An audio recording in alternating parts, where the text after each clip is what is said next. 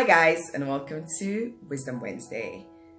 So for the past 2 episodes, I've spoken about how we should practice living a life of detachment, as well as the dangers around constantly seeking validation from others.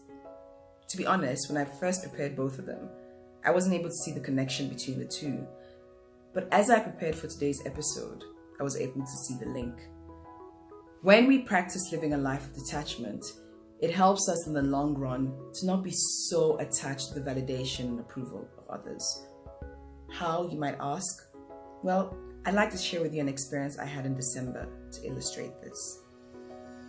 Have you ever felt a nudge to do something? That the more you keep ignoring it, the louder it becomes, to the point where you can no longer ignore it. Well, last year, I heard a whisper to cut my hair. Anyone who knows me knows that I've always wanted to do so when I turned 30.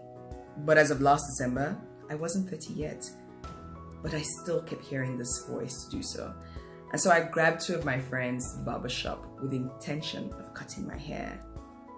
On my way there, and while sitting in the barber's chair, I kept thinking, what would people say? Apart from wondering how it would end up looking, I was worried about what others would think. I mean, I was known as the girl with great hair and great weaves. I would even get compliments on the series. But what I realized was that I'd used my hair as a crutch. I'd allowed it to determine who I was to a certain extent. Cutting my hair was my way of detaching myself from something so material that in a warped way had determined how I viewed myself, and to a certain extent, how I allowed others to see me, because the validation I craved was tied to it. Letting go and detaching myself from something so simple as my hair has offered me a tremendous gift that I never knew was missing.